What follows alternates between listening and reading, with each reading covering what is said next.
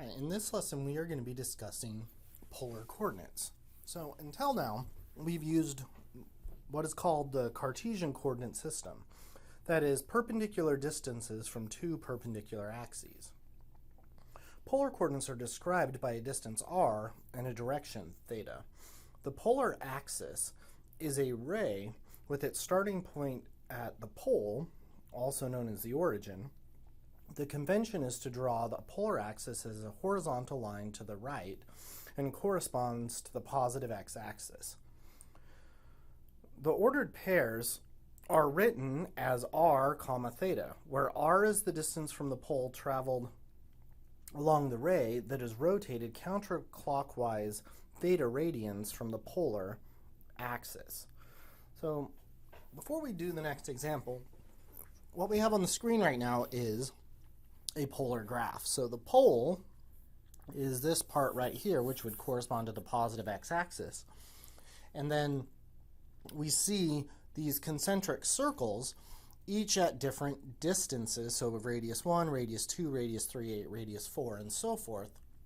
So when we're talking about polar coordinates, we're talking about a distance and an angle of rotation. So let's go ahead and plot some of these points. So let's take a look at our first one, which is 1 and 5 pi over 4. So this says I'm going to go 1 unit from the pole at the angle 5 pi over 4. So I find my ray 5 pi over 4, which is here, and then I'm going to go out 1 unit. So that point right there is 1 and 5 pi over 4. So let's take a look at this point right here. So we have -1 and pi over 4. So pi over 4 is this ray right here. But now, instead of going in the direction of the ray, I want to go backwards, or -1 unit, which would actually put me at exactly the same point where I was before. So we'll notice that these 2 points are actually the same. And that's one thing about polar coordinates that's going to be a little bit different than Cartesian coordinates. Every point in polar coordinates has an infinite number of representations. In fact, any coterminal angle going 2 pi around the unit circle will give us the same point. And we'll see that again with our next example. So we have 3 and pi. So I rotate to pi radians, and then I'm going to go 1, 2, 3 units out. And if I do the same thing again, this time for 3 and 7 pi says I go around the circle 1, 2, 3 times, and then 1 more, and we get here. And then lastly, we finally get to the point 4 and 11 pi over 6. So 11 pi sixths is down here, and then we're going to go out to 4, which would give us that point. The relationship between polar coordinates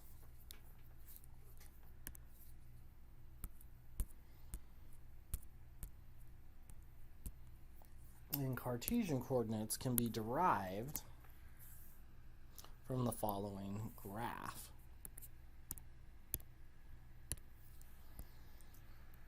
So if we take any point P and we talk about the point x comma y, we have that the sine of theta is equal to opposite over hypotenuse, so that's y over r. And then we have that the cosine of theta is going to be adjacent over hypotenuse, so that's going to be x over r. So then solving for each of these, we get x is equal to r cosine theta, and solving for y, we get y is equal to r sine theta. Also, going in the other direction, we would have that x squared plus y squared is equal to r squared, and that the tangent of theta is equal to y divided by x. All right, let's go ahead and use each of these formulas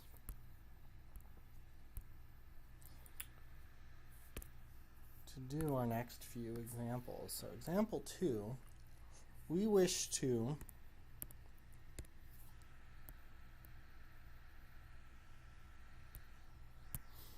convert the point -3, 3 to polar coordinates.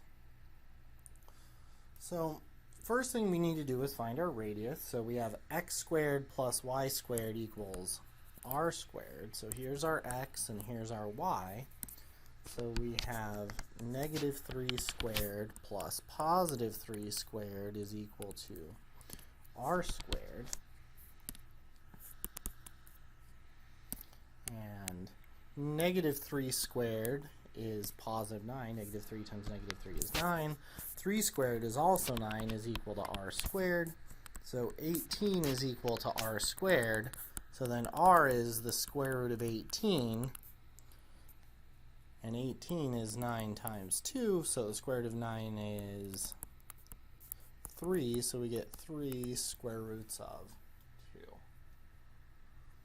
And then we also need to find our angle theta. So then we have that the tangent of theta is equal to y divided by x.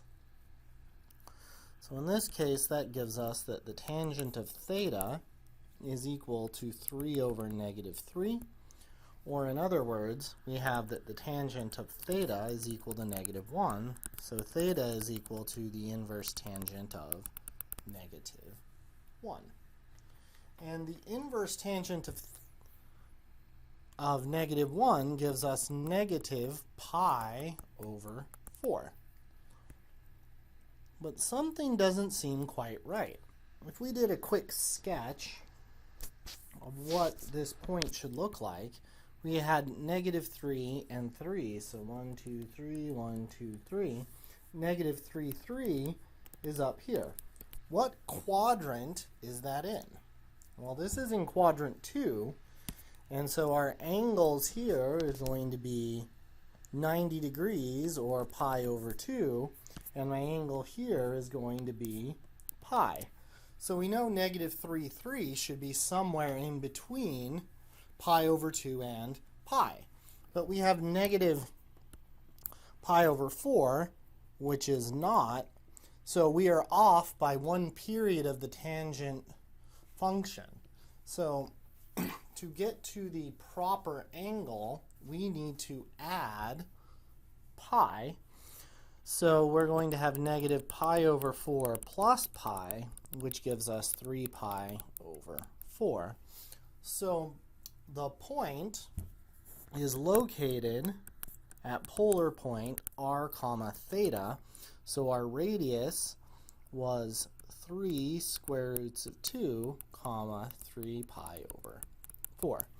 So as we saw with the tangent function, remember the range of the inverse tangent function is -pi over 2 to pi over 2. If we are in quadrants 2 or 3, as we saw in this, we are going to have to make an adjustment to make sure that we are getting the proper angle for those. All right, it's now your turn. So let's have you try number 1. So convert 2 pi over 3 into Cartesian coordinates. So this time we're going to use the formula x equals r cosine theta and y is equal to r sine theta. So that gives us x equals 2 times the cosine of pi over 3, and y is equal to 2 times the sine of pi over 3. So for pi over 3, we have the reference triangle that looks like this. So we have a 1, 2, square root of 3 triangle. So the cosine is adjacent over hypotenuse, so we get x equals 2 times a half, which gives us 1, and y equals 2 times, and then the sine is opposite over hypotenuse, so root 3 over 2, which is root 3. So then our point, x comma y, is 1 square roots of 3.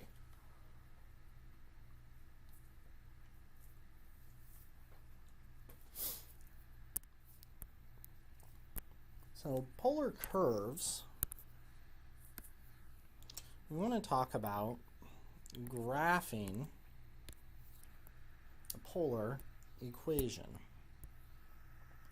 So the graph of the equation r equals f of theta consists of all points p that have at least one polar representation r theta whose coordinates satisfy the equation. So what curve is represented by the polar equation r equals 4? So before we do this, it's worth noting that this is similar to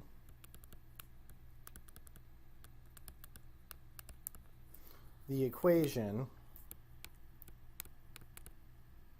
y equals 4 in Cartesian coordinates.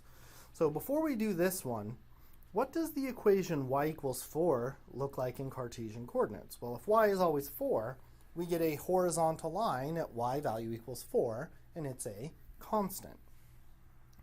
Well, in our problem, we're told that the radius is always 4. Well, what geometric object do we know that always has a radius of 4? Well, if we're not sure, let's go ahead and make a table of values. So we have theta and we have r.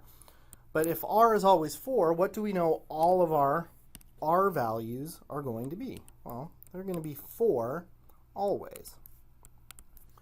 So no matter what I pick for theta, so 0, pi over 2, pi, 3 pi over 2, and even back to 2 pi, we're going to get all of these values.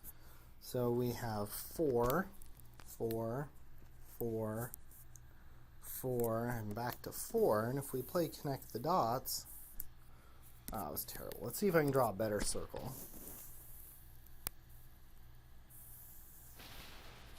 We get a circle that looks like this.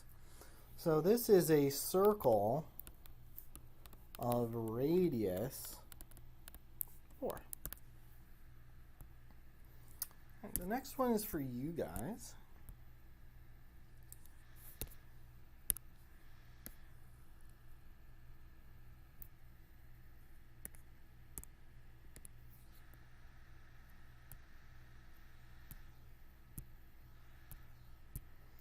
So sketch the polar curve theta equals pi over 4.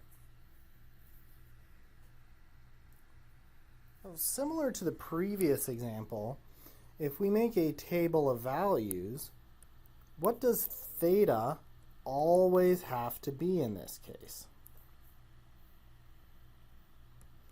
Well, our theta is always the value pi over 4. So pi over 4, pi over 4, pi over 4, pi over 4.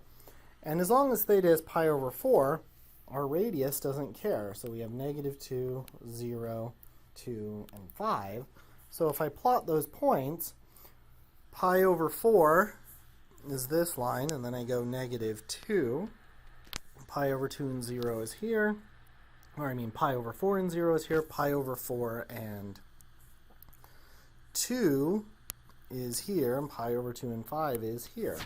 So if I play connect the dots, I get something that looks like this. So this curve is a line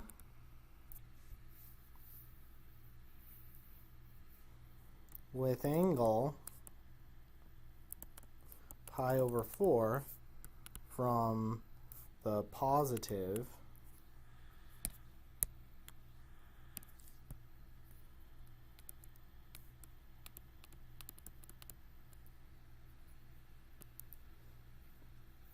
x-axis.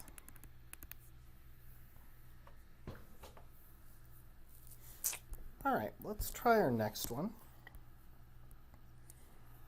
So example 4, we want to sketch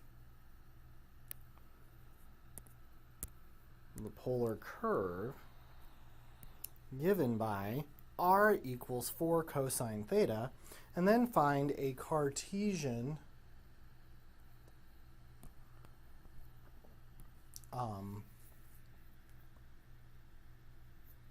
equation for the curve. So this time, let's go ahead and make our table of values. So we have theta, and we have r. Let's go with 0, pi over 4, pi over 3, pi over 2,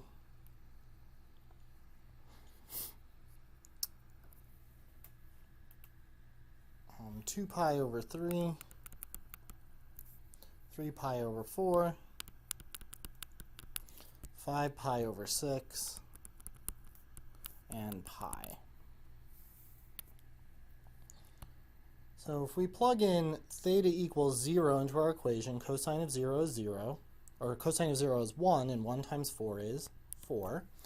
If we plug in pi over 4, cosine of pi over 4 is root 2 over 2, so that's going to give us 2 square roots of 2.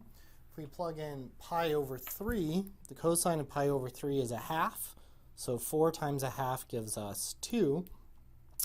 Pi over 2, if we plug that in, the cosine of pi over 2 is 0, so we get 0. The cosine of 2 pi over 3 is negative 1/2, so 4 times negative 1/2 is negative 2. 3 pi over 4 gives us negative root 2 over 2, so we get negative 2 square roots of 2. And then 5 pi over 6, we get square root of 3 over 3, which would give us negative 2 square roots of 3. And finally, pi is going to give us negative 1, so we're going to get negative 4. So if we plot these points, we have theta and equals 0 and r equals 4. And then at pi over 4, we have 2 square roots of 2. So 2 times the square root of 2, square root of 2 is like 1.4, so that's going to be 2.8-ish. And then we have pi over 3 and 2, so that's going to be here. And then pi over 2, we get 0. At 2 pi over 3, we get negative 2, so we go negative 2 back this way. And then 3 pi over 4, we're at about 2.8 again. And then 5 pi over 6, going to be out here. And then we're back to negative 4. So not the best, but this should be a circle of radius 2 centered at the point 2, 0. So let's see if we can get that same thing. So we have r is equal to 4 times the cosine of theta. If we multiply both sides of this equation by r, that gives us r squared is equal to 4r cosine theta. And we know that r squared is the same as x squared plus y squared is equal to 4. And we know that r cosine theta, well, that was our definition of x. So now if we put this equation in standard form by minusing 4x and minusing 4x, we get x squared minus 4x plus y squared is equal to 0. And now we want to complete the square on this. So we take half of our b term, so half of negative 4 is 2, or negative 2, and we square it. So negative 2 squared is equal to 4. And we add that to both sides of our equation.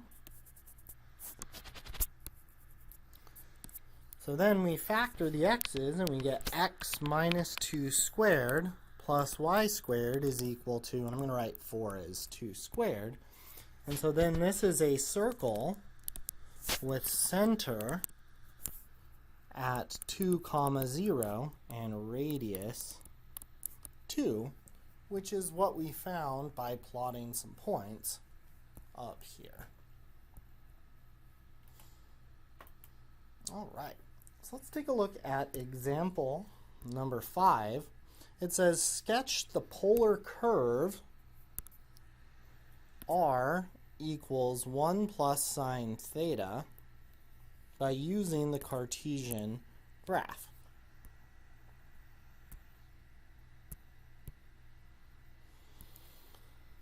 So we have our Cartesian graph here, and we see the r values versus the theta values. So theta is on our horizontal axis, and the r values are on our vertical axis. So it looks like when theta equals 0, our r value is 1. So that gives me this point. And then it looks like our graph is increasing, and what I mean by that is r increases as theta increases. So the radius of this is going to get larger as we go from 0 to pi over 2, and it's going to increase to 2. And then after that it starts decreasing again. So when we get to pi, we are going to be back to 1. So at pi we come back in and we are now at 1. And then at 3 pi over 2, we're going to be down at 0. So we do this. And then it increases again as we go to 2 pi.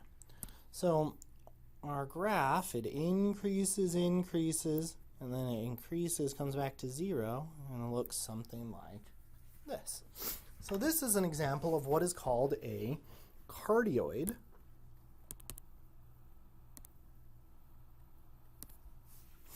So let's see how we can graph this on our graphing device.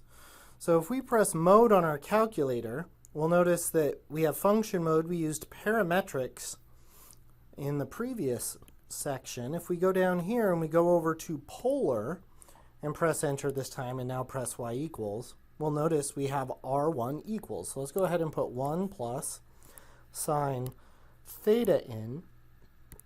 We press graph and we get something that looks like this. So let's zoom in a bit. So we get our picture that looks like this.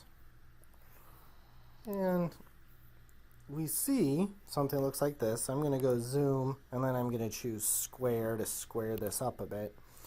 And we see, that we get a graph that looks similar to what we got here.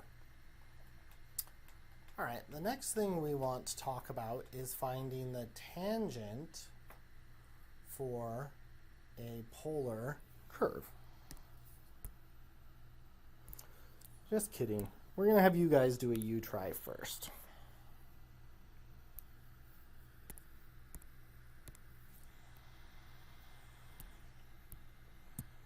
So we want to do a sketch of this curve.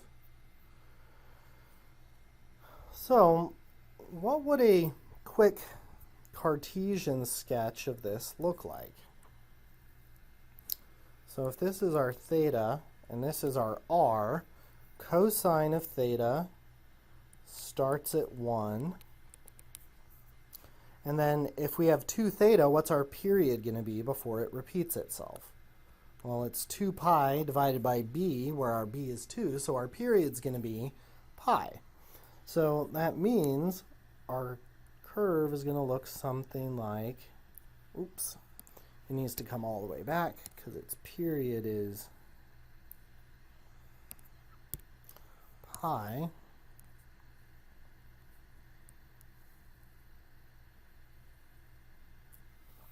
And we're going to get something that looks like this, and our midpoint here is going to be at pi over 2's when it's down at -1. So we start at 1 and 0, and then at pi over 4 we're going to be at 0, and then at pi over 2 we're going to be back at -1, and then we're going to come back to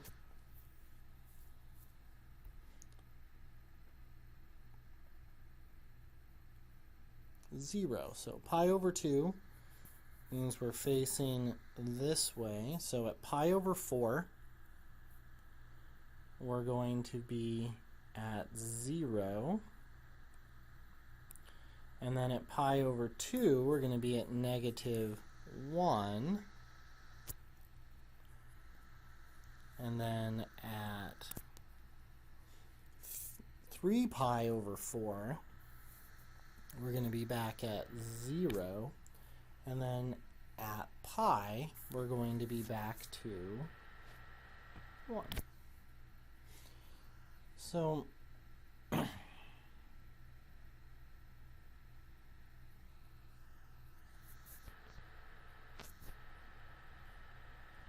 get something that looks like this.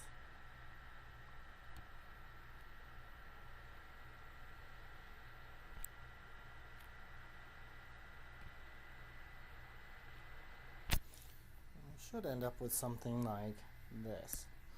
Let's go ahead and double check that on our calculator.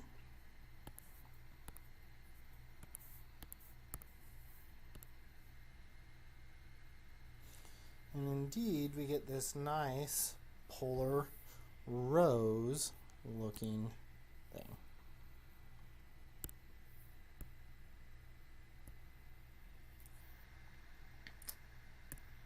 All right. So now we're finally ready to talk about the tangents of polar curves. So to find the tangent line of a polar curve, r equals f of theta, we will treat the variable theta as the parameter and write the parametric equations as x equals r cosine theta. So replacing r with f of theta gives x equals f of theta cosine theta, and y equals r sine theta with, oops, and I have a right-o here, this should also be a y, equals f of theta sine theta. Using theorem 10.2 gives, we differentiate. We have dy dx is dy d theta over dx d theta. So then dy d theta, we're going to have to use the product rule, with this being f and this being g. So we're going to have g f prime plus f g prime, or in this case, this is our f and this is our g. So we get g f prime, so dr d theta sine theta, plus r times the derivative of sine is cosine. Same thing for x, using r cosine theta, we have dr d theta cosine theta, minus r, the derivative, we get the minus from, the derivative of cosine is negative sine. So for r equals 1 plus sine theta, find the slope of the tangent line at pi over 3 and find the points on the cardioid where the tangent line is horizontal or vertical. All right, so the first thing we need to do then is if we have x is equal to r cosine theta and y is equal to r sine theta, and our r is what is given right here, so that gives us x is equal to 1 plus sine theta times the cosine of theta, and y equals 1 plus sine theta times the sine of theta,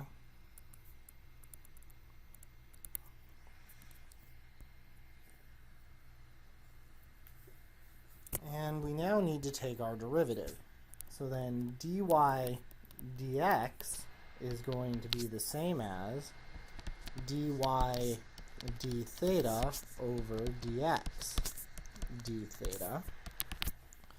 So dy d theta, we're going to use our product rule with f and g, so we have g f prime, so sine theta times f prime, the derivative of 1 plus sine theta is going to be cosine theta, plus f g prime, so 1 plus sine theta times the derivative of sine is cosine theta, all over, once again, we have our f and our g, so g f prime, so we have cos theta times the derivative of 1 plus sine theta is going to be still cos theta, plus fg prime, so 1 plus sine theta times the derivative of cosine, which is going to be negative sine.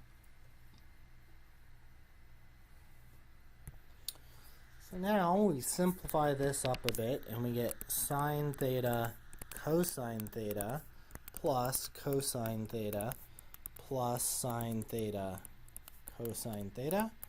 And in the denominator, when we distribute, we get cosine squared theta minus sine theta minus sine squared theta.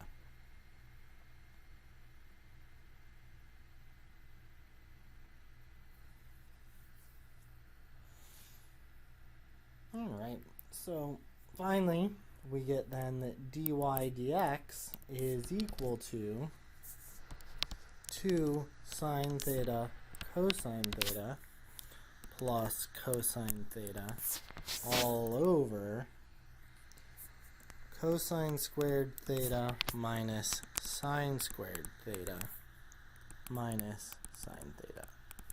And now we need to evaluate this at pi over 3.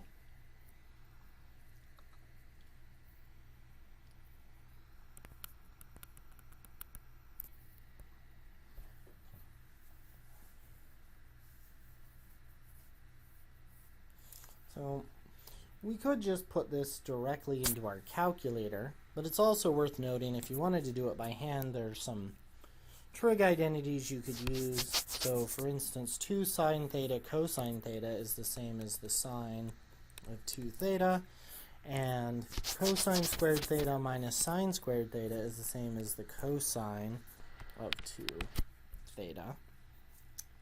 So if we were to evaluate that, we would then get the sine, 2 times pi over 3 is 2 pi over 3, plus the cosine of pi over 3, divided by the cosine of 2 pi over 3, minus the sine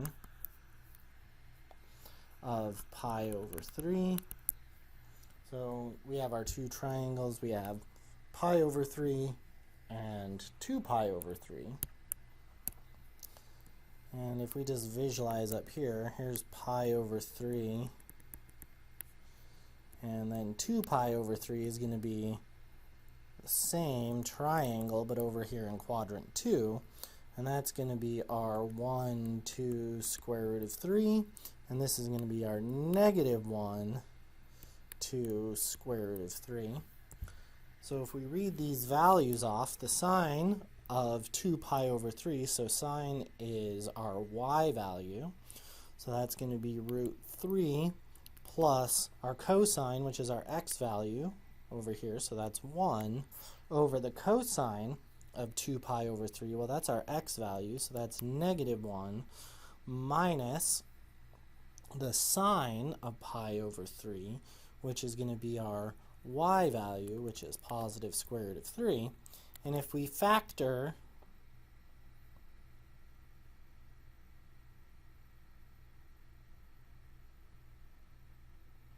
I got a sign error there because there was a minus sign here, so that's negative.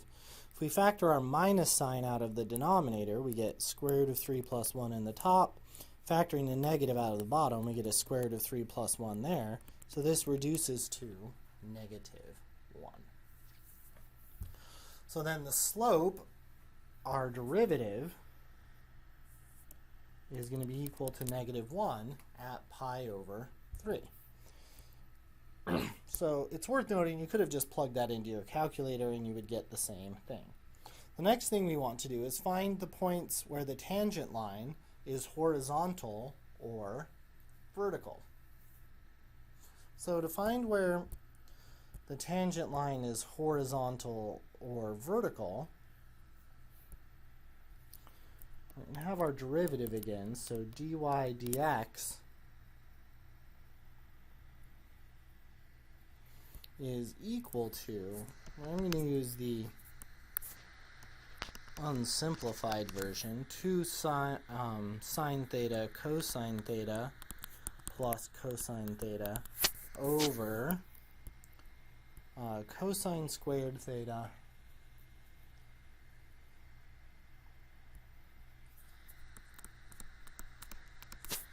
minus sine squared theta minus sine theta. So we wish to find out where it has horizontal and vertical tangents. So that means we need to find the zeros of both the numerator and denominator. So if we take 2 sine theta cosine theta plus cosine theta and make it equal to 0, we factor out our common factor of cosine, and that gives us 2 sine theta plus 1 equals 0. So either cosine theta equals 0 or 2 sine theta plus 1 equals 0. So cosine is equal to 0 at pi over 2, 3 pi over 2, so forth, and then the plus or minuses of those. So negative pi over 2, negative 3 pi over 2, and so forth. This one, we minus 1, and we get 2 sine theta equals negative 1, divide by 2, divide by 2. So we have sine theta equals negative 1/2. And our sine of theta equals negative 1/2 at 7 pi over 6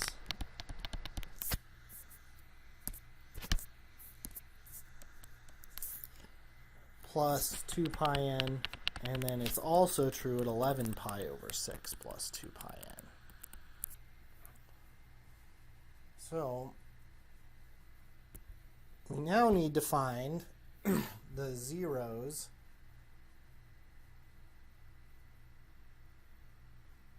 of dx d theta. So now we have cosine squared theta minus sine squared theta minus sine theta. And we can rewrite cosine squared theta as 1 minus sine squared theta. So if we do that, we then have negative 2 sine squared theta minus sine theta plus 1 equals to 0, which is quadratic.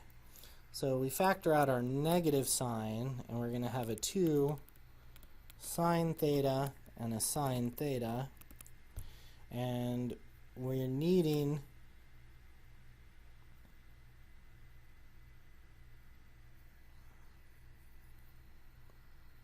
So if we do that, that's going to be 2 sine squared theta plus sine theta minus 1. So now we just need to figure out which of these is positive and which of these is negative. So this one's going to be positive and that one's going to be negative. So we get sine theta plus 1 equals 0, or 2 sine theta minus 1 equals 0. So then this one gives us that sine theta is a half, and this one gives us that sine theta equals negative 1. So sine theta is equal to negative 1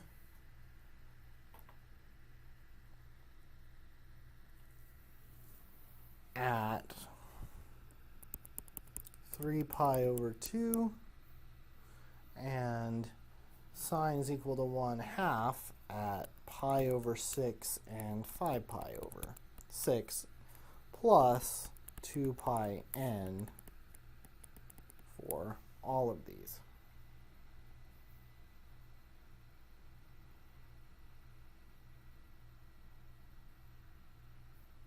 And that will give us our vertical and horizontal tangents for each of these. So when the numerator is equal to 0, so these guys are going to be our horizontals.